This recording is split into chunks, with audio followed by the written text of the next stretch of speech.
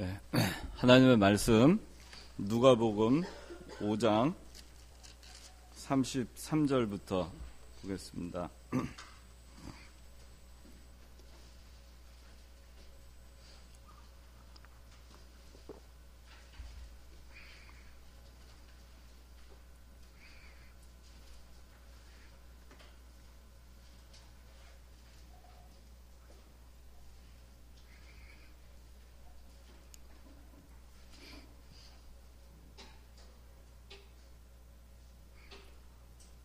다 찾으신 줄 알고 제가 봉독하겠습니다. 그들이 예수께 말하기를 요한의 제자들은 자주 금식하며 기도하고 바리새인들의 제자들도 그렇게 하는데 선생님의 제자들은 먹고 마십니다 하니 예수께서 그들에게 말씀하셨다.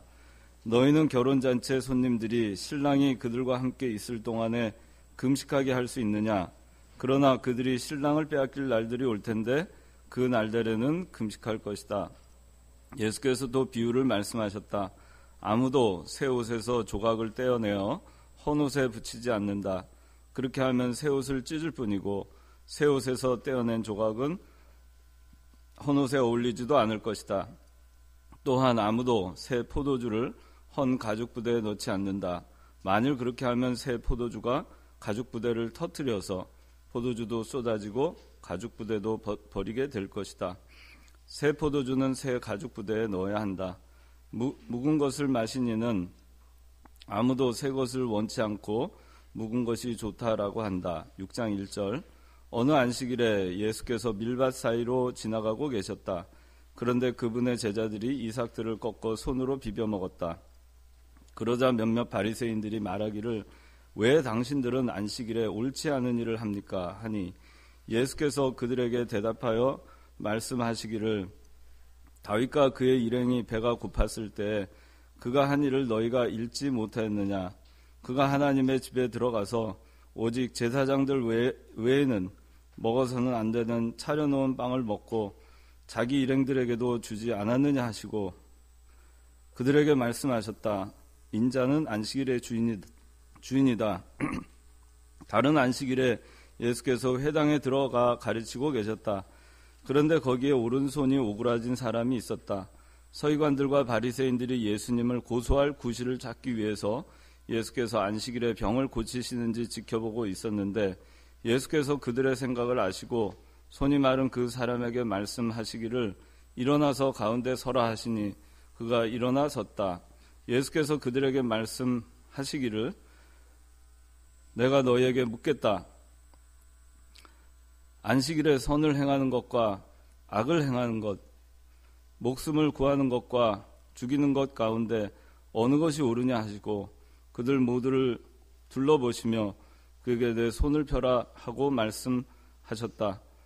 그가 그렇게 하니 그의 손이 회복되었다. 그러자 그들은 분이 가득 차서 예수님을 어떻게 해야 할지 서로 의논하였다. 기도하겠습니다. 하나님 아버지 감사합니다. 오늘도 귀한 주일 저에게 허락하여 주시고 종일토록 귀한 종들을 통하여서 말씀으로 양육하여 주심을 감사드립니다. 이 시간에 저희 이 청년부로 또 모여서 함께 하나님 아버지 앞에 예배하게 하여 주시고 말씀을 가르쳐 주시고자 하시오니 참으로 감사를 드리옵나이다. 이 시간에 예수 그리스도께서 가르쳐 주신 낡은 가죽 부대 또 새 가죽 부대 그리고 거기에 넣는 새 포도주 또 안식일에 관하여서 논쟁이 되었던 이 사실들을 통하여서 저희가 어떠한 모양의 그리스도인으로 살아가야 할 것인지 저희가 저희 모습을 다시금 돌아보는 시간이 될 수 있도록 은혜 베풀어 주시옵소서. 이 시간 하나님 아버지께서 함께 하여 주시기 원하옵고 예수님의 이름으로 기도드리옵나이다. 아멘. 오늘 이 누가복음 제가 금년에 누가복음을 좀 중점적으로 한다고 했는데 그 누가복음 지난 시간에 저희가 그 레위, 마태, 세리였죠. 이 사람을 예수님께서 부르시는 그 내용에 대해서 한 몇 주 전에 공부를 한 것 같아요. 그리고 이제 그 다음에 이제 예수님과 이 바리새인들 또 종교 지도자들과 논쟁이 있었습니다. 그리고 이제 그 이후에 또 안식일 날 예수님께서 병을 고치는 그 일이 있었고, 또 안식일 날 예수님께서 밀밭 사이로 가시면서 예수님의 제자들이 밀밭 사이로 가면서 배가 너무나 고파가지고 그 이삭을 잘라서 손으로 비벼서 먹은 그런 일들이 있었습니다. 그것들에 대해서 이제 이 바리새인들은 아주 상당히 그 강도 높게 예수님을 비난하고 또 율법적으로 잘못됐다 하는 것을 지적을 했습니다. 근데 예수님께서는 그런 거에 아랑곳하지 아니하시고 예수님께서 여러 가지 그 면에서 성경을 들어서 답변을 하시고 그 복음의 정신, 그리스도의 정신, 기독교의 정신, 그리스도인의 삶의 정신이 무엇인가, 본질적인 것이 무엇인가, 진짜가 무엇인가 하는 것에 대해서 예수님께서 말씀을 해주고 계십니다. 우리가 신앙생활을 이 가운데는 아주 오래 한 사람도 있고 적게 한 사람도 있습니다. 근데 우리가 신앙생활을 할 때에는 어떻게 신앙생활을 하는 것이 바른 것인가에 대해서 우리가 많이 배우는데, 많은 경우에 우리는 지식적으로 우리가 율법적인 면에서의 하나님, 공의의 하나님, 그런 부분에서 많이 생각을 하고, 내가 이 죄를 회개하고 나가지 않으면 벌을 받겠구나, 반드시 징계를 받는구나, 그렇기 때문에 하나님 아버지 앞에 어떻게 하든지 깨끗하게 하고 살아야 되겠다, 죄를 짓지 않고 살아야 되겠다, 그렇게 해서 하나님을 기쁘게 해야 되겠다, 이런 생각은 우리가 많이 하지만 정말 긍정적인 측면에서 내가 하나님을 사랑하기 때문에, 내가 내 이웃을 사랑하기 때문에, 그것이 그리스도의 정신이기 때문에, 그래서 내가 하나님을 사랑하기 때문에 이 일을 하고, 내 이웃을 사랑하기 때문에 내가 이 일을 하고, 내가 하나님을 사랑하기 때문에 주의를 지키고, 내가 내 이웃을 사랑하기 때문에 이 일을 하고, 내가 세상에 나가서 살 때에도 하나님을 사랑하기 때문에 내가 이렇게 살아야겠고, 그런 생각을 우리가 좀 망각을 하고 살 때가 많이 있는 것 같아요. 그래서 오늘 그런 부분에 대해서 우리가 이 말씀을 통해서 한번 생각해 보고자 합니다. 오늘 말씀의 제목은 여기 37절에 또한 아무도 새 포도주를 헌 가죽 부대에 넣지 않는다. 만일 그렇게 하면 새 포도주가 가죽 부대를 터뜨려서 포도주도 쏟아지고 가죽 부대도 버리게 될 것이다. 새 포도주는 새 가죽 부대에 넣어야 한다. 헌 가죽 부대에 새 포도주를 넣지 않는다 그랬죠. 새 가죽 부대에 새 포도주를 넣는다. 새 포도주가 있는데 새로 만든, 새로 담근 포도주가 있어요. 근데 그 새 포도주를 헌 가죽 부대에 넣지 않는다. 아무도. 당시의 유대인들은 이 사실을 아주 잘 알고 있었고, 이 얘기를 듣는 사람들도 아주 잘 알아들을 수 있는 일이었습니다. 아무도 당시에 새 포도주를 만들어서 새 가죽 부대에다가 담지 헌 가죽 부대에 담는 사람이 없었기 때문에, 예수님께서 이 지당하고도 지당한, 당시에 모든 사람들이 그렇게 했던 그 얘기를 하십니다. 그래서 오늘 말씀의 제목은 헌 가죽 부대, 새 가죽 부대. 말씀의 제목은 헌 가죽 부대, 새 가죽 부대입니다. 우리가 새 포도주를 헌 가죽 부대에 아무도 넣지 않는다 하신 예수님의 말씀이 있었습니다. 그리고 그 새 포도주는 새 가죽 부대에 넣는다라는 말씀을 하셨어요. 근데 이 누가복음뿐만 아니고 모든 성경 복음서에 나오는 예수님께서 일관되게 이 바리새인들과 종교적인 논쟁, 신앙적인 논쟁을 하실 때 일관되게 예수님께서 하신 말씀의 핵심이 여기에 들어있는 겁니다. 너희는 헌 가죽 부대다 하는 겁니다.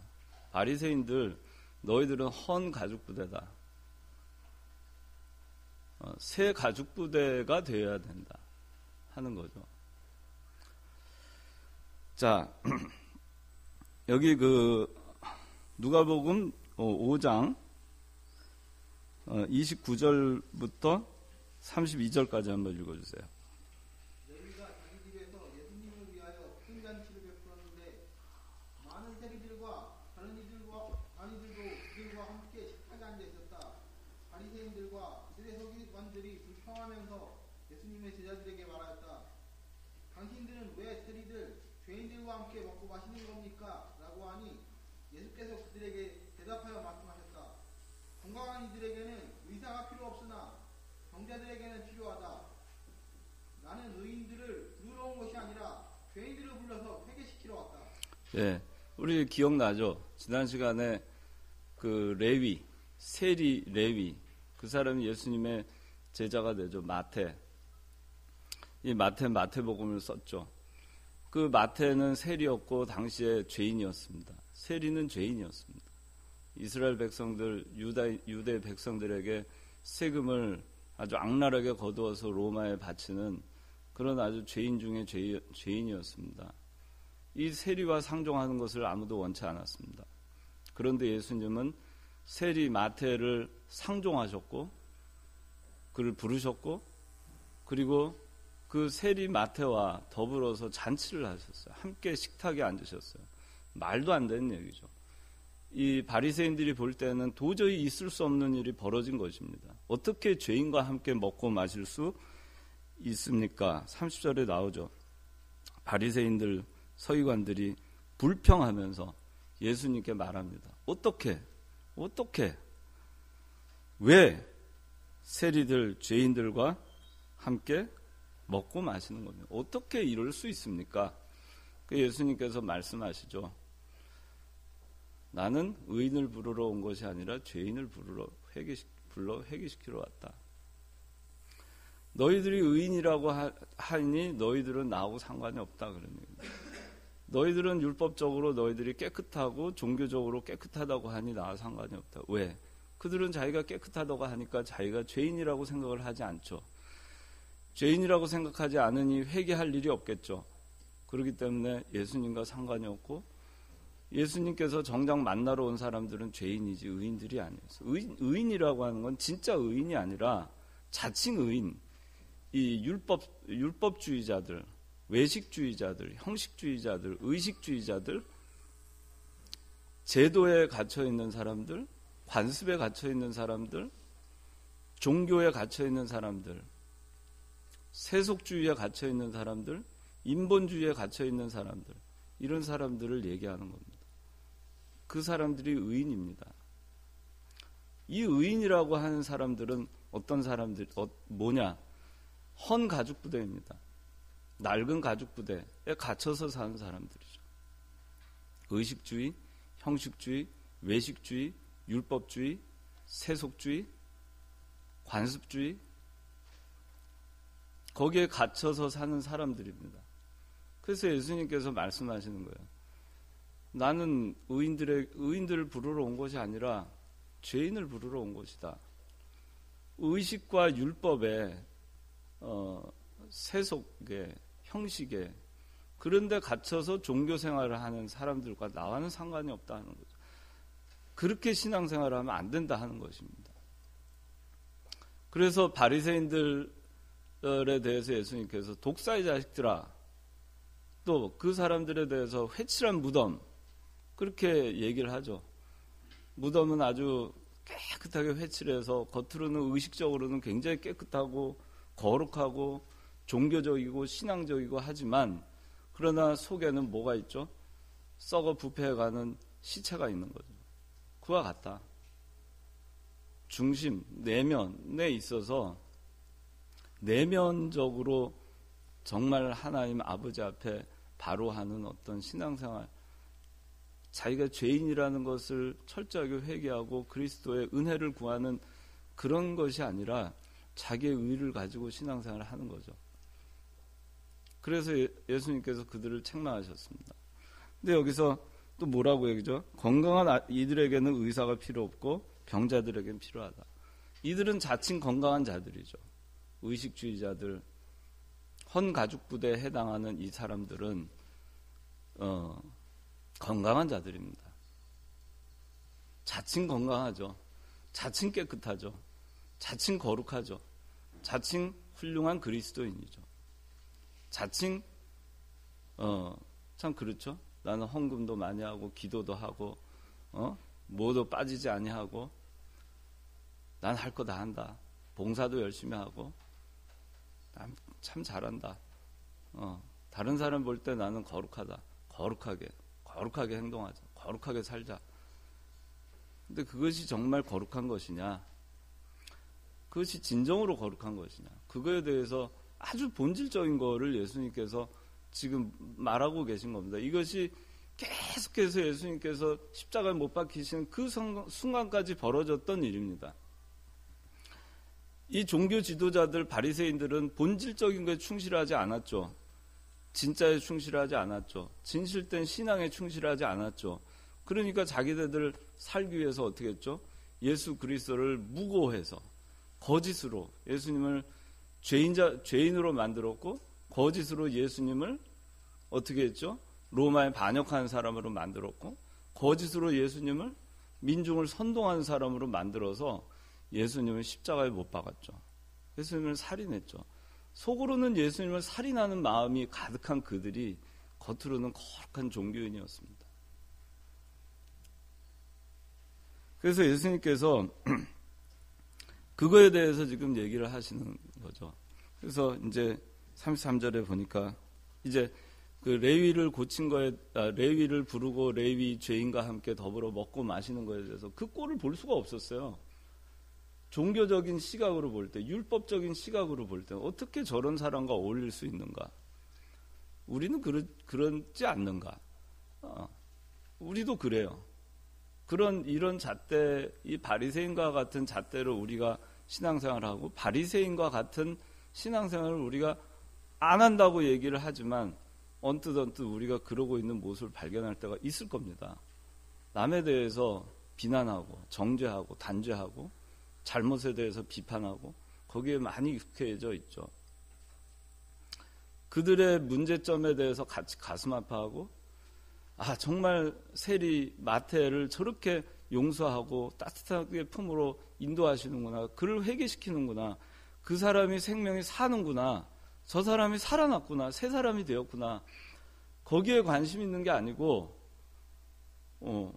어떻게 저럴 수 있을까? 어떻게 예수 믿는 사람이 저럴 수 있을까? 그런 거에 더 관심, 그런 거에 우리가 집중하는 경우가 있어요. 자기는 안 그런가? 자기는 정말 깨끗한가? 예수님께서 그러시죠. 네 눈 속에 있는 티를 봐라.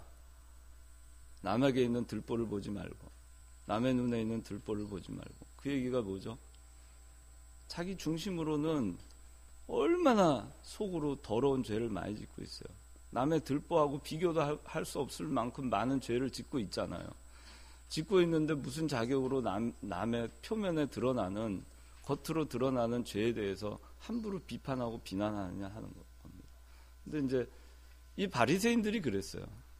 바리새인들이 그 레위가 돌아온 것을 기뻐하기는커녕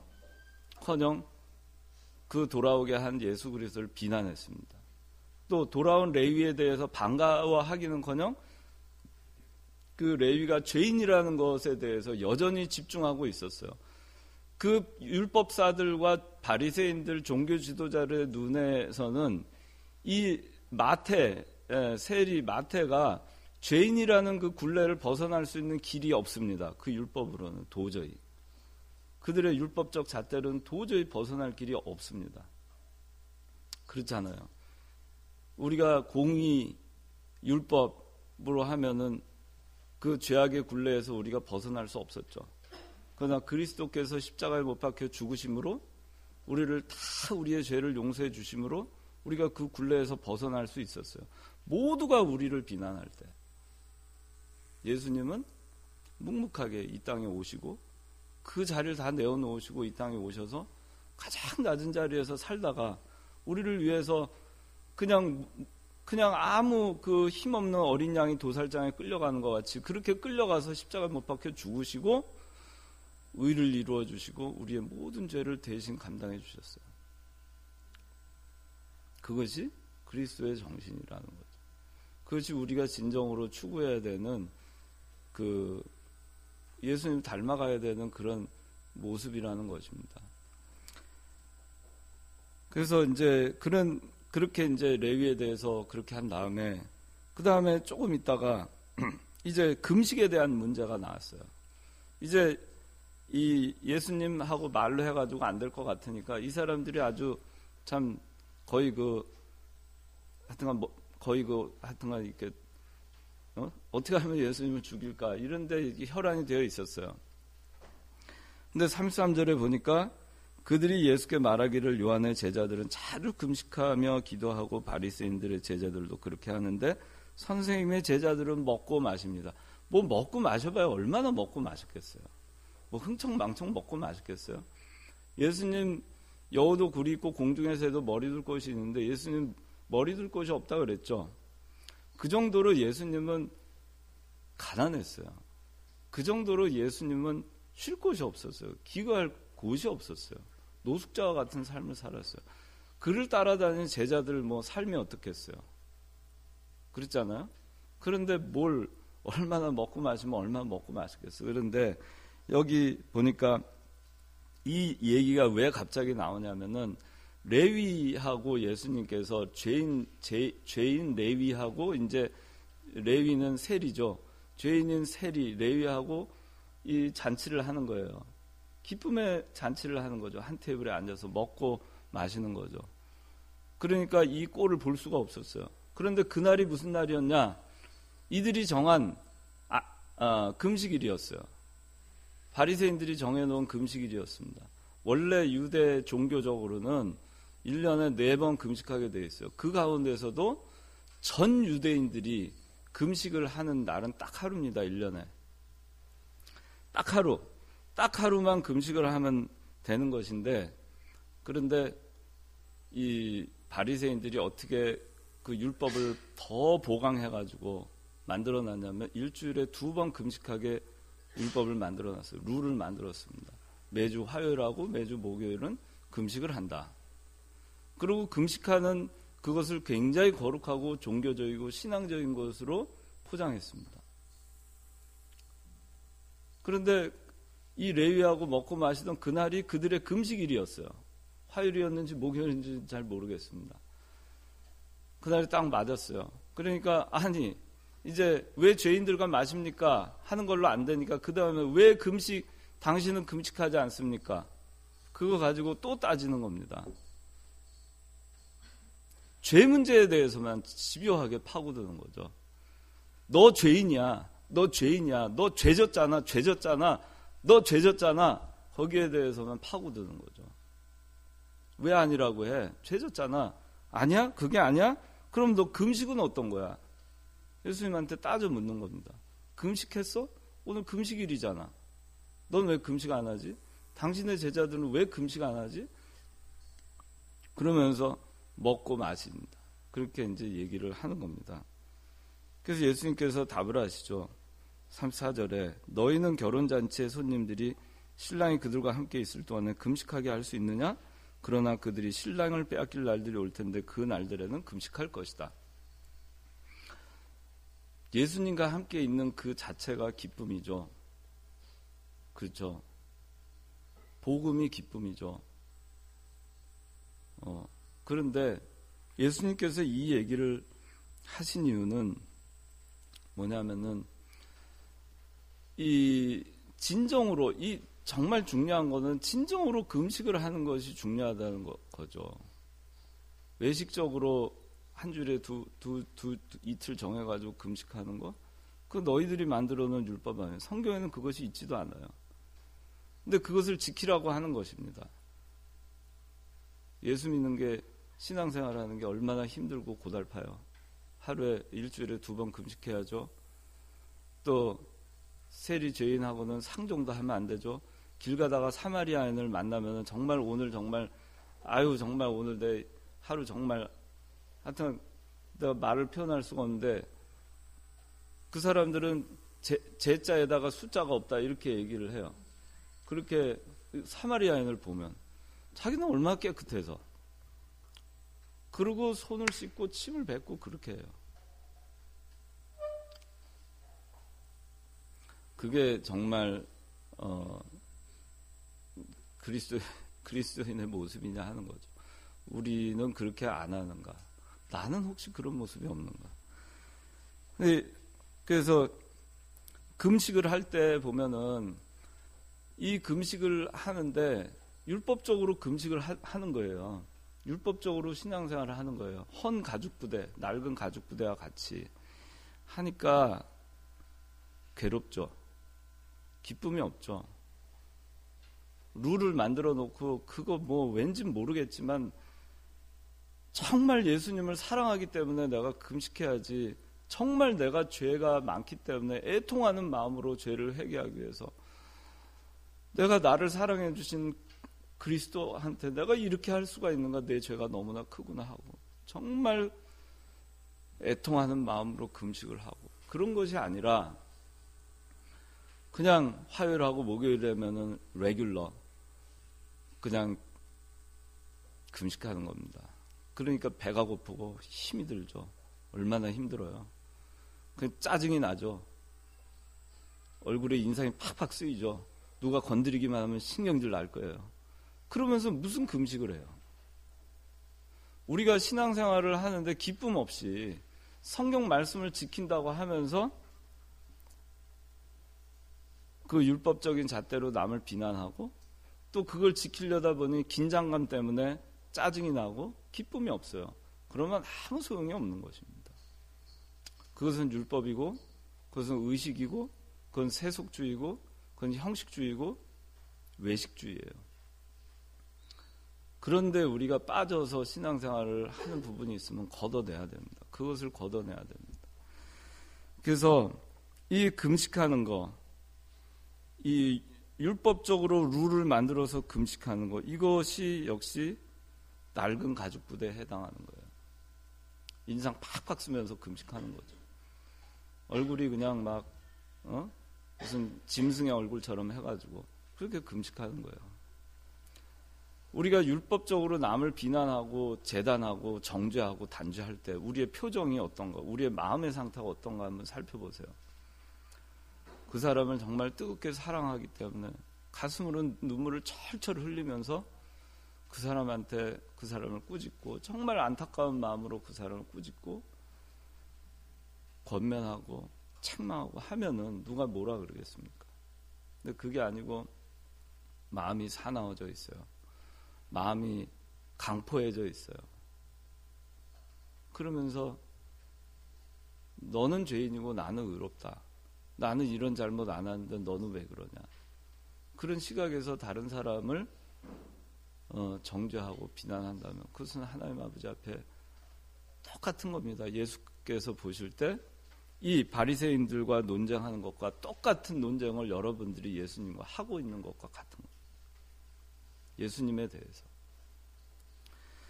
36절에 예수께서 또 비유를 말씀하셨다. 아무도 새 옷에서 조각을 떼어 내어 헌 옷에 붙이지 않는다. 그렇게 하면 새 옷은 찢을 뿐이고 새 옷에서 떼어낸 조각은 헌 옷에 어울리지도 않을 것이다. 자, 헌 옷과 새 옷이 있습니다. 헌 옷은 율법주의를 얘기해요. 의식주의를 얘기해요. 새 옷은 복음을 의미합니다. 말씀을 의미합니다. 새 진리, 새로운 진리, 그리스도께서 주신 복음의 진리, 그것을 의미해요. 그런데 이 헌옷을 갖다가 헌옷이 이렇게 찢어지는 부분이 있다고 해서 새 옷을 찢어가지고 잘라가지고 헌옷에다가 기워요. 그리고 세탁을 합니다.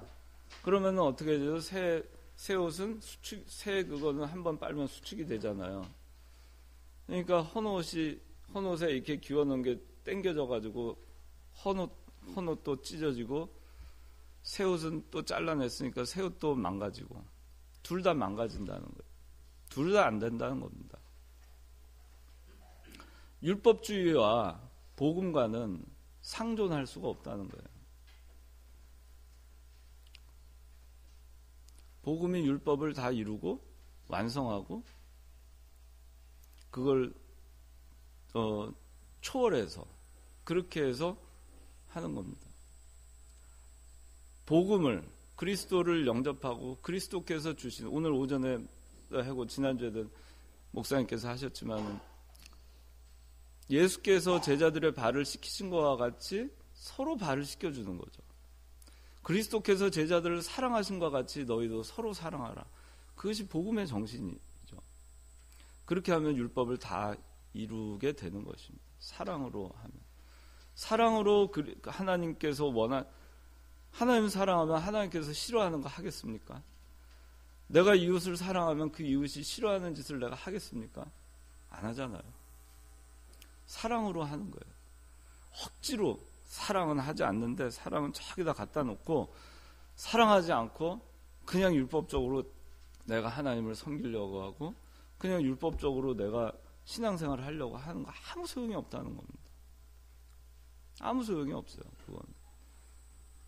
그래서 새 옷, 헌 옷 서로 붙이지 않아요. 새 옷에서 조각을 떼어내 헌 옷에 붙이지 않는다.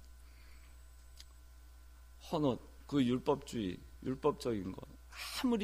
아무리 헤어진데 다시 기워놓고 다시 기워놓고 다시 기워놓고 해서 과거에 자기가 지은 죄를 율법적으로 또 짝있게 하듯이 그렇게 해서 덧대고 한다고 해서 그것이 새 옷이 됩니까? 그냥 누더기가 되는 거죠. 그 새 옷이 될 수가 없어요. 그래서 자, 예수님께서 이제 새 포도주를 헌 가죽부대에 넣지 않는다고 말씀하십니다.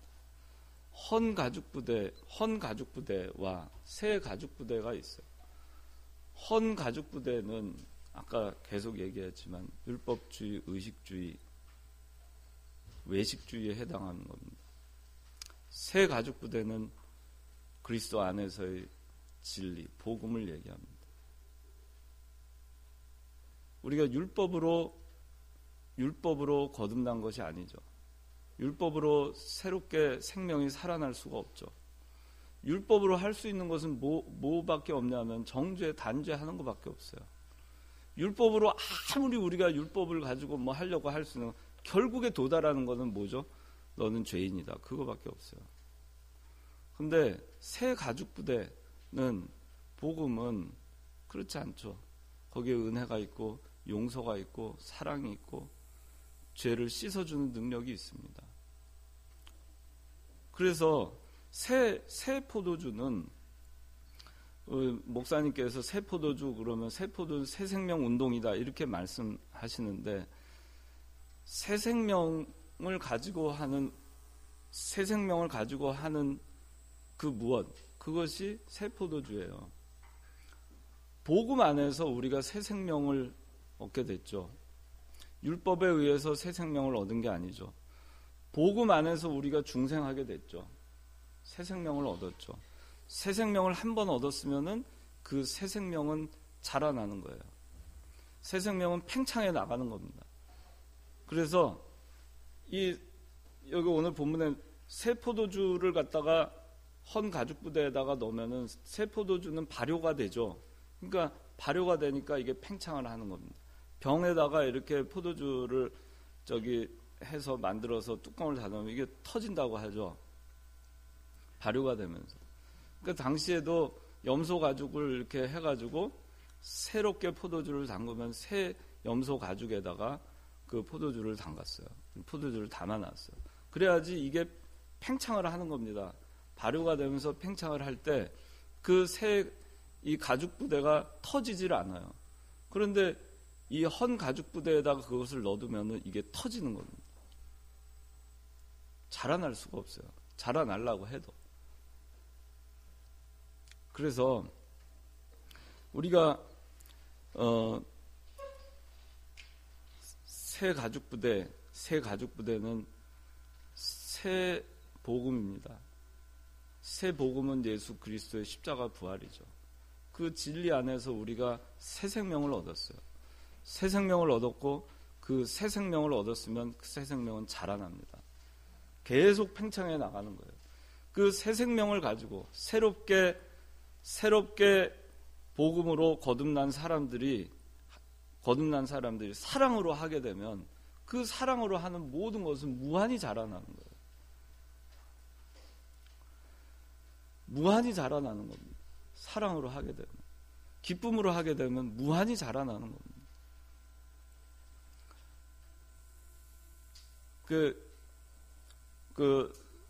또 복음에 의해서 우리가 완전히 바뀌었잖아요. 새롭게 다 바뀌었잖아요. 과거의 모든 죄를 다 씻고 새롭게 다 바뀌었죠. 새롭게 변화할 수 있습니다. 그것이 새 포도주이고 새 생명 운동이라고 하는 겁니다. 새 생명 운동은 우리가 자라나는 걸 새 생명 운동이라고 할 수 있어요. 여러분들이 그 새 포도주가 되어 있는 거예요. 여러분들의 생명이 새로운 포도주와 같이 새로운 생명을 가지고 있고, 새 포도주는 팽창하는 것과 같이 복음에 의해서 거듭난 여러분들은 그 안에서 복음으로 신앙생활을 할 때에는 율법주의자들이 신앙생활하는 것 같이 괴롭고 힘들고 기쁨이 없고 고통스럽고 이런 것이 아니라 기쁨이 넘치는 것입니다. 정말 즐거움으로 신앙생활을 할 수 있어요. 근데 우리가 저도 항상 그렇게 하지 못해요. 근데 그럴 때마다 내가 의식주의에 속해 있는 게 아닌가 하는 생각을 하게 됩니다. 근데 정말 내가 끊임없이 우리가 그래서 물어야 되는 거는 내가 본질적으로 내가 복음 안에서 새 생명을 얻었고, 그리고 거기서 내가 출발해서 그리스도를 사랑하기 때문에 기쁨으로 내가 신앙생활을 하느냐 안 하느냐 하는, 그거를 다시 물어보고 하는 과정이 저도 참 많이 항상 필요해요. 항상 그렇게 합니다. 우리가 율법적으로 신앙생활을 하고 머리로 신앙생활을 하면은 괴롭습니다. 여러분들 신앙생활하는 것이 괴롭습니다. 말씀 지키는 것이 괴롭습니다. 이렇게까지 해야 되는가? 정말 신앙생활 고통스럽구나. 뭐가 이렇게 속박받는 게 많나? 뭐가 이렇게 하지 말라는 게 많아? 뭐 이렇게 하려는 게 많아? 그러니까 아주 예수 믿는 것이 고통이고 고난이고 그런 겁니다. 왜? 자기가 율법을 하나하나 지켜나가려고 자기 의를 이루어 가려고 하니까, 자기 스스로. 그러니까 그리스도를 믿긴 믿지만은 전혀 기쁨이 없는 겁니다. 이것이 헌 가죽 부대에 갇혀서 신앙생활 하는 겁니다. 그러나 새 가죽 부대와 같이 복음을 받아들이고 그리스도의 사랑을 받아들이고 그 안에서 자라나는 사람은 그리스도를 믿음으로 기쁨이 충만하고 고통이 없어요. 속박이 없습니다. 자유롭습니다. 율법에서 자유로워요. 율법에서 자유로우니까 율법을 안 지켜도 된다가 아니에요. 율법에서 자유롭다는 것이 뭔지 알아요? 율법을 하나하나 알지 못해도 이미 사랑함으로 하기 때문에 그 율법을 이미 자기가 이루고 있는 거예요. 이미 실천하고 있더라는 거죠. 자기가 사랑으로 하다 보니까 율법을 하나하나 따지면서 보니까 너무나 많은데, 근데 하나님을 사랑함으로, 그리스도를 사랑함으로, 내 이웃을 사랑함으로 하나하나 하다 보니까 이미 자기는 율법이 뭔지도 모르는데 율법을 지키고 있는 거예요. 율법의 핵심이 뭐죠? 십계명의 핵심이 뭐죠? 하나님을 사랑하고 내 이웃을 사랑하라는 거죠. 결국에 거기로 다 귀결되잖아요. 율법의 핵심이 뭐죠? 사랑으로 다 귀결되잖아요. 근데 우리는 그 귀결되는 그거는 생각 안 하고 문자적인 거에 집중을 하는 거예요. 그러면서 그렇게 신앙생활을 하려니까 힘든 겁니다. 그렇게 여러분들이 신앙생활을 하지 않으셔야 됩니다. 예수 믿는 것이 고통이고 괴로움이고 고행이고, 정말 그렇게 돼서는 안 돼요. 십자가를 져도 기쁨이고 가시밭을 가도 기쁨이고, 환난이 와도 그 가운데서 주 안에 있는 나에게 딴 근심이 있으랴. 십자가 밑에 나아가 내 짐을 풀었네. 찬송하면서 갈 수 있는 사람이 돼야지. 그것이 새 가죽부대, 거기서 팽창하는 새 포도주와 같은 새 생명 운동을 하는 생명 있는 그런 신앙인으로서의 삶을 사는 것입니다. 오늘 이제 여기 안식일에 대한 얘기가 두 가지가 나옵니다. 이게 이제 안식일을 지켜야 되냐 말아야 되냐의 포인트를 맞추면 또 포커스가 뭐 그쪽에 이제 설교가 돼야 되겠지만은 여기에 있는 것도 결국엔 같은 내용입니다. 자, 여기 보니까 6장 1절부터 5절까지 내용은 예수님께서 안식일 날 제자들과 가셨어요. 배가 너무나 고팠습니다. 그래서 어떻게 했죠? 제자들과 함께 밀밭 사이로 가셨어요. 밀밭 사이로 가시면서 제자들이 밀밭을 헤치고 가면서 이삭을 꺾어서 손으로 비벼가지고 그걸 먹으면서 밀밭을 지나갔습니다. 그런데 참 이 바리새인들 악랄하죠. 딱 지키고 있었던 거예요. 쫓아다니면서 죄 짓나 안 짓나, 죄 진다. 그러니까 밀밭 사이로 가는 데까지 쫓아간 거예요. 쫓아가서 이 사람들이 죄를 짓나 안 짓나 딱 보니까 꺾었어. 손으로 비볐어. 저건 추수한 거야. 그래가지고 추수했다. 저건 율법을 어긴 거야. 그렇게 하고 정죄를 한 겁니다. 실제 이 바리새인들이 유대 종교 지도자들이 만들어 놓은 거는 뭐 안식일날 해서는 안 되는 거 39가지를 만들어 놨어요. 근데 그 가운데 몇 가지만 살펴보면은 왜냐하면은 이제 이 추수에 대한 이게 있죠. 추수에 대한 게 있습니다. 추수에 대해서 있는데 이거를 이제 손으로 비비잖아요. 그러면 추수한 걸로 간주를 했어요. 이삭이 있으니까 이거 껍데기 해서 먹어야 될 거 아니에요. 벗겨가지고. 근데 그걸 추수한 걸로 간주했어요. 안식일날 해서는 안 되는 걸로 했습니다. 예수님은 웬 말이냐? 그래 하셨어요. 여전히 이 헌 가죽부대에 갇혀서 사는 사람들의 그 신앙으로 볼 때에는 죄 졌나 안 졌나, 죄 졌나 안 졌나, 저 사람이 죄 짓나 안 짓나, 내가 이게 죄를 진 거냐 안 진 거냐, 오로지 거기에 집중하는 거예요. 그것도 내 중심은 생각하지 않고, 중심은 자기가 예수님 따라다니면서 예수님이 죄 짓나 안 짓나 이거를 쫓아다니면서 하는 그 자체가 얼마나 악해요. 그 중심이, 속은. 그렇지 않아요? 근데 겉으로는 저 사람이 죄 짓나, 겉으로 죄 짓나 안 짓나 이거를 보는 거죠. 얼마나 이율배반적인 겁니까? 그러니까 우리가 자기가 신앙생활을 할 때에도 내 중심이 정말 내가 하나님 아버지 앞에 죄를 짓느냐 안 짓느냐 이거를 가지고 애통하고, 내가 하나님을 사랑하는 마음으로 하느냐 안 하느냐 이걸 가지고 봐야 되는데, 겉으로 내가 이걸 했냐 안 했냐 행위적인 거 가지고만 자꾸 보니까 신앙생활이 피곤해지는 겁니다. 그래서 뭐 누가 저한테 물어봐요. 술 마시면 죄입니까? 알코올이 한 방울이라도 들어가면은 죄진 겁니까? 저는 그렇게 보지 않아요. 알코올이 몸에 입에 들어갔다 안 들어갔다가 죄의 판단 기준이 아니라는 겁니다. 여러분들이 하나님으로부터 이탈했느냐 안 했느냐, 여러분들의 중심이 그리스도로부터 떠났느냐 안 떠났느냐, 내 몸이 거룩한 성전인데 그걸 어떻게 내가 취급하느냐 안 하느냐, 거기에 있는 것이지. 내가 순대를 먹었으니까 죄진 거예요? 순대 안 먹었으면 난 깨끗한 거죠?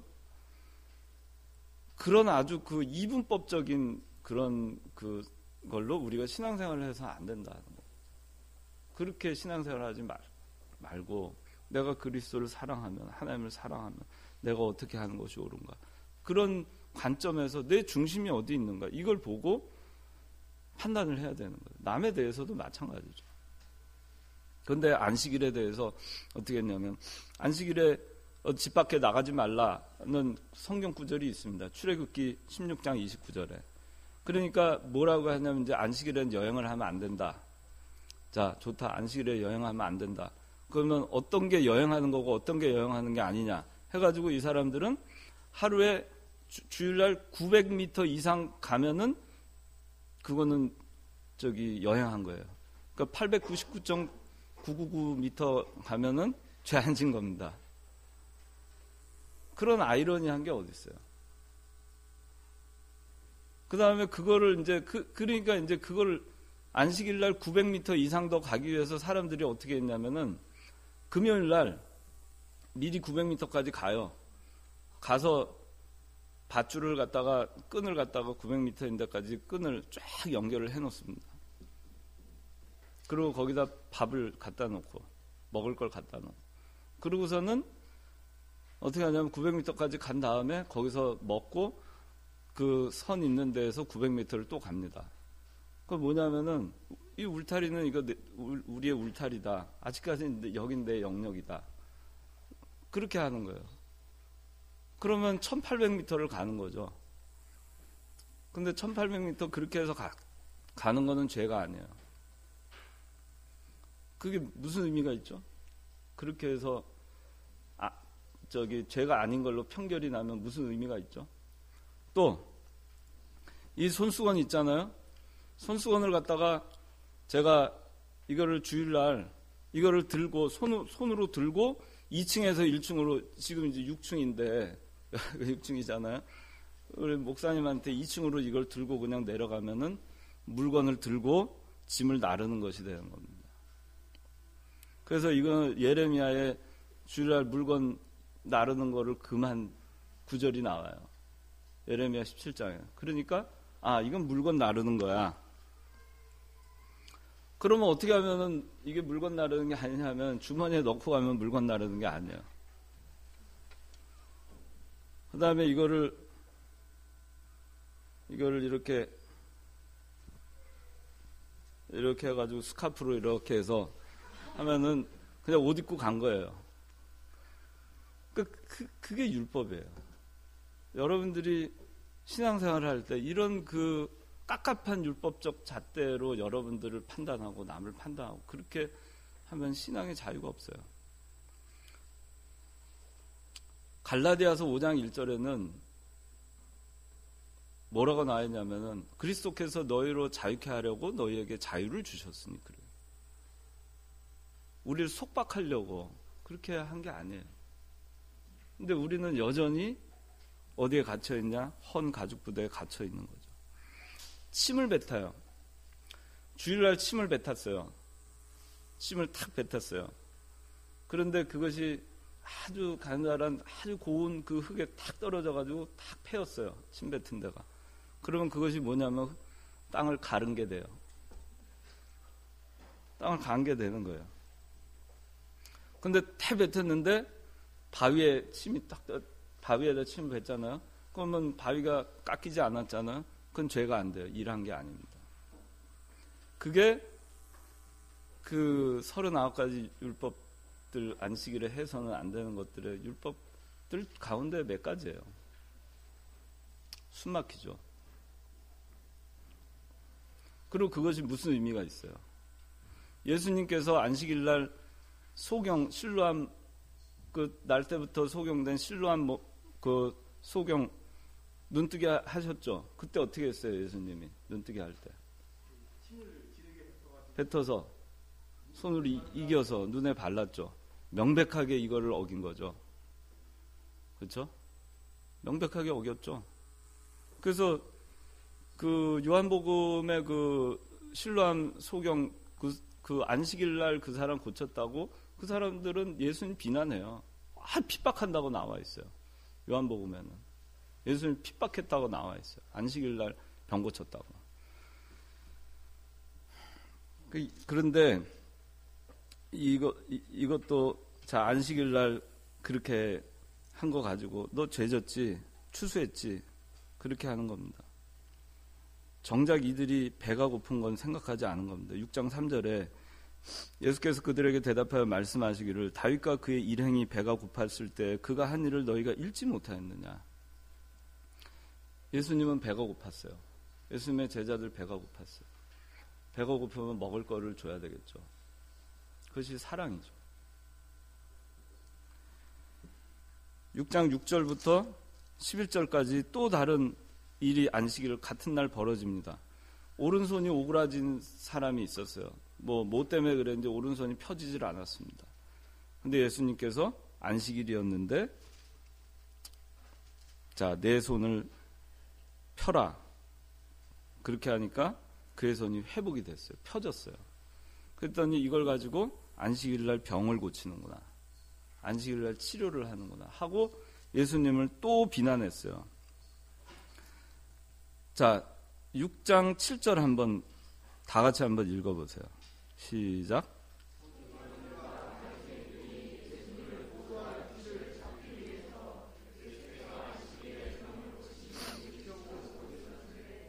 고소할 구실을 찾기 위해서 죄 짓나 안 짓나 이거를 쌍심지키고 보는 것이 더 악하지 않아요? 그렇잖아요? 얼마나 악해요. 예수님을 어떻게 하든지 궁지에 몰아넣으려고 이 사람들이 한 짓들이 얼마나 많은지 아세요? 근데 한 번은 예수님을 궁지에 몰아넣으려고 세금을 갖다가 가이사에게 바쳐야 됩니까? 바쳐야 되죠? 물어봐요. 그러면 안 돼. 하나님께 바쳐야 돼. 그러면 저 사람은 로마에 반역하는 사람이다 하고 고소할 것이고, 하나님께만 바쳐야죠. 그럼 가이사한테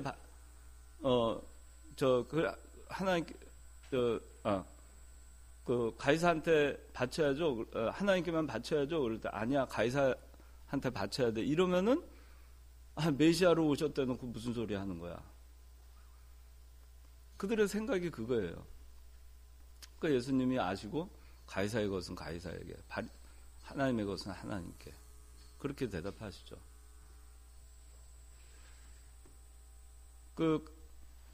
그래서 이들이 보는 것은 그거였어요. 율법적으로 잘 하느냐 안 하느냐, 율법적으로 안식일을 지키느냐 안 지키느냐, 율법적으로 이 하나님을 믿는 행위를 하느냐 안 하느냐, 그겁니다.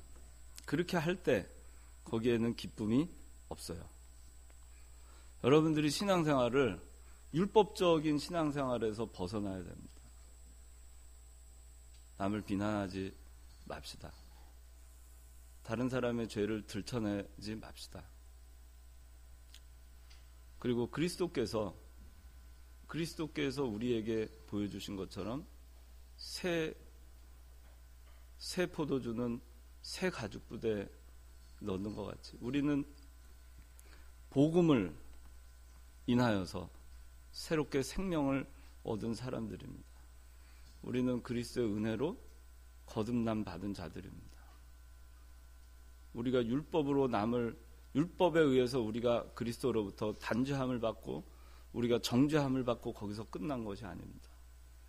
우리는 그리스도께서 우리의 모든 죄를 다 탕감해 주시고 우리를 그리스도께로 인도해 주셨어요. 은혜를 입은 자들입니다. 그리고 우리는 새로운 생명을 얻었어요. 우리가 할 일은 자라나가는 것입니다. 생명 있게 자라나는 겁니다. 남을 단죄하고 정죄하고 자기 죄의식 속에 자기를 가두면서 거기서 괴로워하면서 신앙생활 하지 말고 어떻게 하든지 하나님을 기쁘시게, 하나님을 사랑함으로, 내 이웃을 사랑함으로 우리가 성장해 나가는 그런 신앙을 가져야 되겠습니다. 기쁨으로 이 모든 일을 하는 우리가 되어야 되겠습니다. 각자 기도하시겠습니다.